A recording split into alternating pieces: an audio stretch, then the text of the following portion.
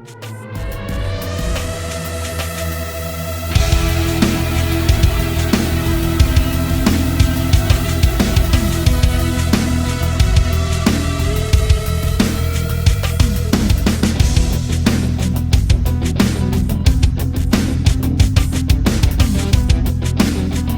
guys, it's Xid with another episode of In the Lab.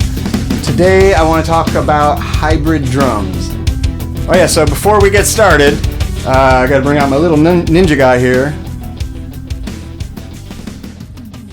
Alright, now my favorite thing in all live music is the drums. And I know I'm a synth guy and a guitar guy, but there's something about a good live snare drum. Oh my god, I love the energy from live drums. Don't care the genre. Live music is always so good. It just doesn't translate in the studio. But that's why I always, on my mixes, put such a heavy snare in there. I have a friend lives down the street from the Heart Attack Guns, who always busts my chops about my snares being so hot. And I'm like, that's just what I like. I like the energy. So, what is a hybrid drum? Well, for Cobress, my band, we always use a hybrid drum situation on the stage. We take an acoustic drum kit, real drum kit, and we add in triggers either like this kind, or we use a trigger pad like the Elisa sample pad here. This thing's great because you can load in anything you want on the fly. Put about a gigabyte worth of goodies in there. So we always use both. I mean, we love to do verses with electronic drums and big choruses with big acoustic drums, and you can't replace it. And I mean, we've tried, and there's a lot of electronic bands who wind up going on the road with acoustic drums for that same reason. There's good energy. I know there's bands out there who are still using, just pressing play on a recorder or using full-on drum machines, but they have the luxury of playing venues with 50,000 watts at their disposal, and it's a little more complicated, but they're lacking in the energy. So ironically, I'm going to use a clip of one of my all-time favorite electronic musicians, Howard Jones, who was a pioneer in the field. Would go out on the road and bring a real drum kit with him and all this, and I'm going to jam along with him for a second just to show you the energy of live drums, still using a lot of synthesizer, and I think playing bass is the legendary Nick Beggs. The guy's a genius, always plays in a kilt. Alright, so there's your live drums. Oh my god, you hear the energy on that? It's phenomenal. So, of course, we got to bring in a little bass now. Here it comes. All right, and then we just go.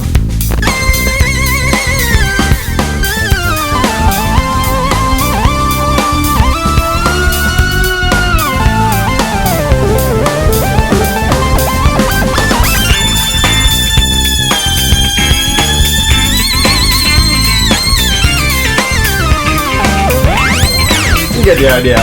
Unbelievably cool.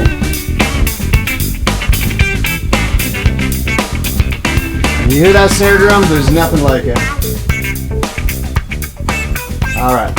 So that is an example of live drums with synthesizers. Now in Cobress, we would do a lot of guitar and a lot of synth drums and real drums like this.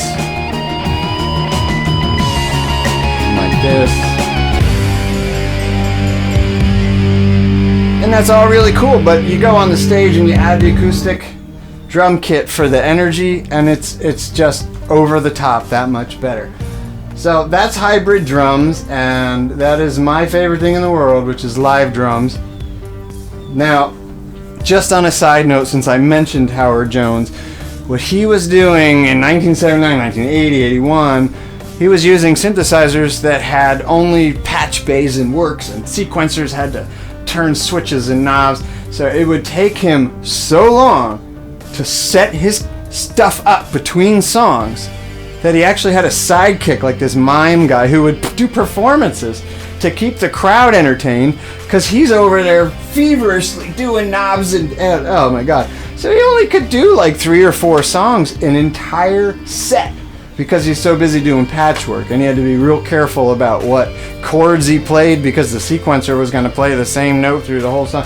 Unbelievable, absolute pioneer. So I mean, if you only think of him for, you know, his platinum hits that were whatever, No One Is to Blame or Things Can Only Get Better, like that track was from, he was a lot more than that to the industry. Someday I'll dive into him and Thomas Dolby and some other stuff.